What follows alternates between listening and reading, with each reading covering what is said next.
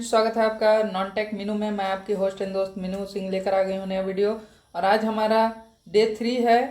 Day 3 का topic हमने बताया था कि आपका नोबेल प्राइज़ रहने वाला है। Day 3 topic. तो आज हम देखेंगे नोबेल प्राइज़ से जो जो सवाल बनते होंगे सभी को देखने का प्रयास करेंगे। ये अल्फ्रेड नोबेल हैं, इनके ही पुण्यतिथि पर नोबेल प्राइज़ दिया जाता है। तो चलिए इसका डिटेल देखते हैं। उससे पहले आपसे एक रिक्वेस्ट है, वीडियो पसंद आए तो लाइक कीजिएगा, ठीक है। वीडियो पसंद आए तो लाइक कीजिएगा, शेयर कीजिएगा अपने दोस्तों में, और चैनल पर नए हैं तो सब्सक्राइब ज़रूर कर लीजिए। यहाँ पे आपको सभी एग्ज़ामों के लिए जीके जीएस करंट अफेयर्स का बेहतरीन सॉल्यूशन मिलेगा। आप पिछली वीडियोस भी जाकर देखिए कि अच्छे अच्छे कंटेंट अपलोड हो रहे हैं, तो चैनल को सब्सक्राइब जरूर कीजिएगा, ठीक है। चलिए स्टार्ट करते हैं आज का क्लास और देखते हैं नोबेल प्राइज़ के बारे में। नोबेल प्राइज़ शुरुआत कब हुआ था?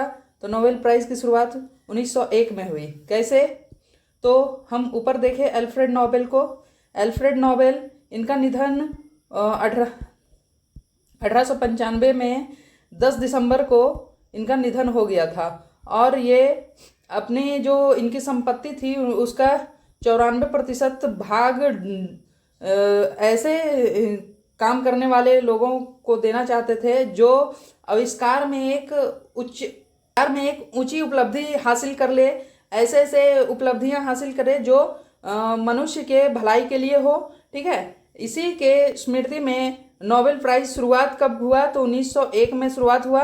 अल्फ्रेड नोबेल के पुण्यतिथि के दिन ही शुरुआत हुआ। इनकी संपत्ति का 94% भाग डोनेशन के लिए इनकी वसीयत में लिखा गया था, उसी के स्मृति में ये स्टार्ट हुआ, ठीक है। अब प्रत्येक वर्ष ये 10 दिसंबर को अवार्ड दिया जाता है उन लोगों को जिन्होंने अपने जीवन में ऐसे ऐसे कार्य किए हों, ऐसे रिसर्च किए हों, ऐसी खोज किए हों जो मनुष्यों के भविष्य के लिए बेहतर हो, ठीक है। उन्हीं व्यक्तियों को ये दिया जाता है, ठीक है। पुरस्कार की राशि कितनी होती है? तो पुरस्कार की राशि 11 मिलियन स्वीडिश क्रोनर होती है। स्वीडिश क्रोनर, इसका मतलब इंडियन रुपीज़ में अगर हम कन्वर्ट करें तो 8 से 10 करोड़ के लगभग ये निकलता है, ठीक है। क्योंकि रुपया फ्लक्चुएट होते रहता है तो 8 से 10 के बीच में ही लगभग रहता है, ठीक है। ये कितने क्षेत्रों में दिया जाता है? तो नोबेल प्राइज़ 6 क्षेत्र में दिया जाता है। पहला है भौतिक, रसायन, शरीर क्रिया विज्ञान या चिकित्सा में, साहित्य में, शांति में, अर्थशास्त्र में। अर्थशास्त्र में पहले 5 क्षेत्रों में ही दिया जाता था, भौतिक, रसायन, मेडिसिन, साहित्य और शांति में। अर्थशास्त्र को 1968 में जोड़ा गया और इसका फर्स्ट जो नोबेल प्राइज़ दिया गया वो फर्स्ट नोबेल प्राइज़ 1969 में दिया गया, ठीक है। बातें आपको समझ में आ गई? पहले अर्थशास्त्र जुड़ा हुआ नहीं था, अर्थशास्त्र को 1968 में जोड़ा गया और 1969 से इसका अवार्ड देना प्रारंभ हुआ, ठीक है। अब नोबेल प्राइज़ के बारे में कौन प्रदान करता है नोबेल प्राइज़? तो अलग अलग क्षेत्र संस्थानों द्वारा दिया जाता है। जैसे रसायन विज्ञान में आपको रसायन विज्ञान, भौतिक विज्ञान, अर्थशास्त्र में the royal Swedish academy of sciences द्वारा दिया जाता है, स्वीडन में है ये। The royal Swedish academy of sciences द्वारा दिया जाता है। वहीं साहित्य में अगर बोला जाए तो साहित्य में स्वीडिश एकेडमी देती है, स्वीडन में ही है। शांति में बोला जाए तो नॉर्वे की संसद द्वारा 5 चुनी गई सदस्यों की समिति द्वारा दिया जाता है जो स्टार्टिंग होते हैं, ठीक है। नॉर्वे की संसद द्वारा चुनी गई 5 सदस्यीय समिति द्वारा शांति पुरस्कार दिया जाता है, ठीक है। क्लियर हो गई यहाँ पे बातें? अब चलिए आगे देखते हैं हम लोग। यहाँ पे पहले ही मैं बता दूं कि भारतीयों को जितना नोबेल प्राइज़ मिला है, यहाँ से सवाल आपके हर एक बार पूछते ही हैं। ये स्टैटिक जीके का पोर्शन भी हो जाता है, ठीक है। स्टैटिक जीके हो जाता है ये, तो यहाँ से सवाल बनते ही हैं। नोबेल प्राइज़ में प्रेजेंट करंट अफेयर्स पूछा जाता है प्लस स्टैटिक जीके पूछा जाता है, इसीलिए मैंने इस टॉपिक को रखा है, ठीक है। तो अब तक जो भारतीयों को मिला है उनका नाम, किस क्षेत्र में मिला है और कब मिला है, ये तीनों चीज़ें आपको ध्यान में रखना है। तो लिटरेचर में किनको मिला है? तो रविन्द्रनाथ टैगोर को मिला है। ये 1913 में मिला था इनकी पुस्तक गीतांजलि के लिए, ठीक है। गीतांजलि के लिए इनको मिला था रविन्द्रनाथ टैगोर को 1913 में लिटरेचर में, ठीक है। पहले नोबेल प्राइज़ पाने वाले भारतीय बने थे रविन्द्रनाथ टैगोर। ये भी सवाल पूछा जाता है, पहले भारतीय कौन है जिनको नोबेल प्राइज़ मिला था? तो रविन्द्रनाथ टैगोर हैं, जो 1913 में मिला था इनको लिटरेचर में, साहित्य में, ठीक है। अगला है फिजिक्स में सीवी रमन को 1930 में मिला और दूसरे व्यक्ति सुब्रमण्यम चंद्रशेखर को मिला 1983 में। दो व्यक्तियों को फिजिक्स में मिल चुका है, भारतीय सीवी रमन और सुब्रमण्यम चंद्रशेखर 1983 में। ठीक है, मेडिसिन में किसको मिला है तो हरगोविंद खुराना को मिला है 1968 में, हरगोविंद खुराना 1968 में। पीस में किसको मिला है तो पहले मदर टेरेसा को मिला 1979 में, फिर कैलाश सत्यार्थी को मिला 2014 में मिला। अगला है अर्थशास्त्र में अमर्त्य सेन को मिला 1998 में और अर्थशास्त्र में ही अभिजीत बनर्जी को मिला 2019 में। ठीक है, अर्थशास्त्र में 2 मिल चुका है, शांति में 2 मिल चुका है, फिजिक्स में 2 मिल चुका है।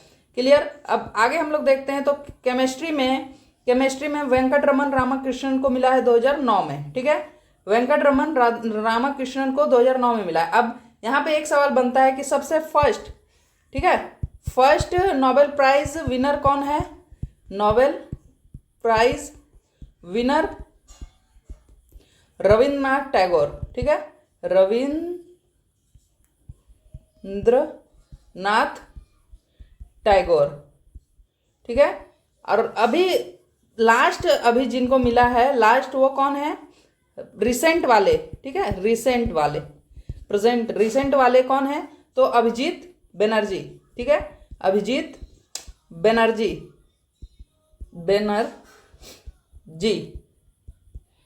है ना। तो ये दोनों फर्स्ट और रिसेंट वाला को ज़्यादा ध्यान देना है। अभिजीत बनर्जी 2019 में मिला है।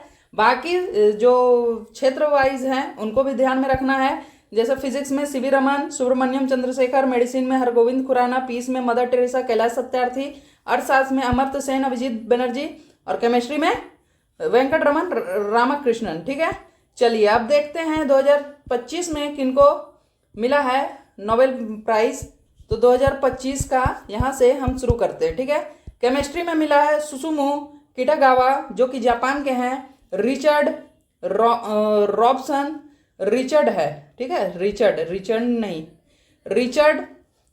रिचर्ड रॉबसन जो ऑस्ट्रेलिया के हैं, और ओमर एम अघाई ये यूएसए के हैं। ठीक है, इनको किस क्षेत्र में मिला है, किस चीज़ के लिए मिला है तो धातु कार्बनिक ढांचे के विकास के लिए मिला है। यहाँ पे नाम में मिस्टेक लग रहा है तो यहाँ पे देखिए सुसुमु किटागावा, रिचर्ड रॉबसन और उमर एम यागी। ठीक है, उमर एम यागी ये यूएसए के हैं, रिचर्ड रॉबसन ऑस्ट्रेलिया और सुसुमु किटागावा जापान के हैं। ठीक है, इनको किस लिए मिला है तो धातु कार्बनिक ढांचे के विकास के लिए मिला है। क्लियर।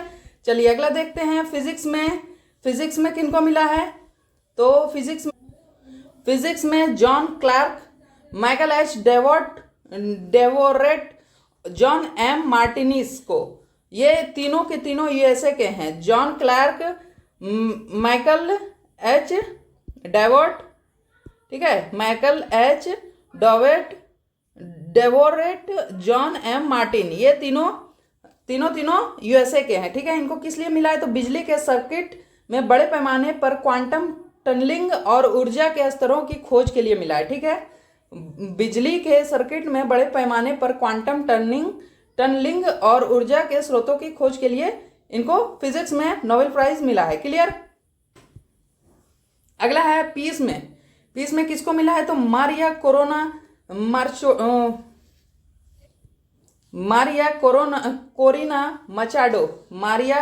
मचाडो को मिला है। ये कहाँ की हैं तो वेनेजुएला की हैं। और इनको किस लिए मिला है तो लोकतंत्र में मानवाधिकार की बहाली के लिए मिला है। वेनेजुएला में लोकतंत्र और मानवाधिकार की बहाली के लिए इनको मिला है।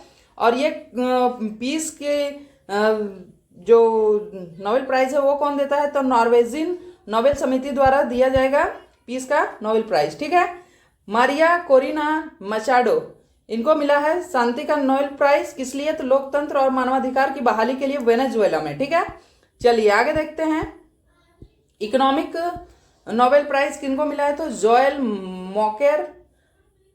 मॉकेर, फिलिप अघियोन और पीटर हॉविट। जोएल मॉकेर, फिलिप अघियोन और पीटर हॉविट इनको मिला है किसके लिए तो नवाचार संचालित आर्थिक विकास की व्याख्या करने के लिए।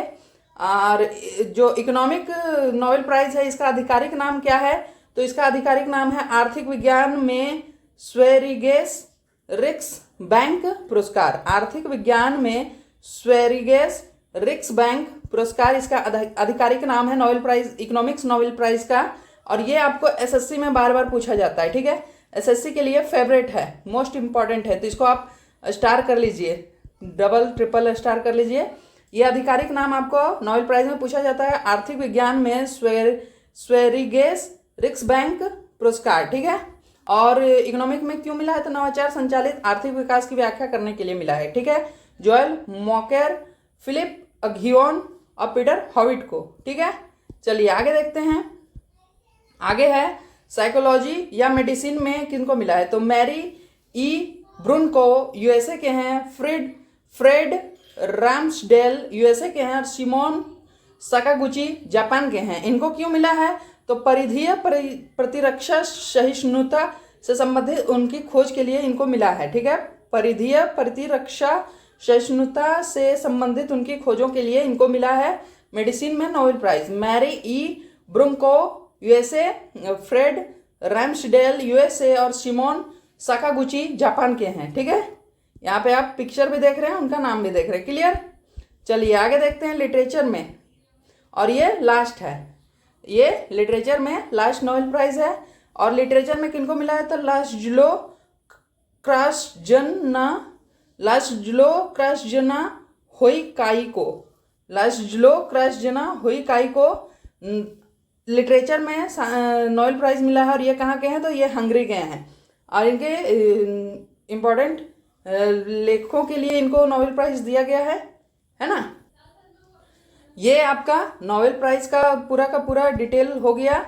यहाँ से आप मान के चलिए कि आपको नोबेल प्राइज में सवाल अगर पूछता है तो आपका बनेगा ही बनेगा। आप इसको एक बार नहीं 2-3 बार वीडियो को देख लीजिए, एक बार नोट्स बना लीजिए, रिवाइज कर लीजिए, एग्जाम से पहले एक बार देख लीजिएगा, तो आपका नोबेल प्राइज से एक भी सवाल छूटने वाला नहीं है, इतनी गारंटी है, ठीक है। चलिए वीडियो पसंद आएगा तो लाइक कीजिएगा, शेयर कीजिएगा और अपने दोस्तों में शेयर करके चैनल को सब्सक्राइब करवाइएगा, ठीक है। सब्सक्राइब करवाइएगा। मिलते हैं नेक्स्ट वीडियो में, तब तक के लिए जय हिंद जय भारत, थैंक यू।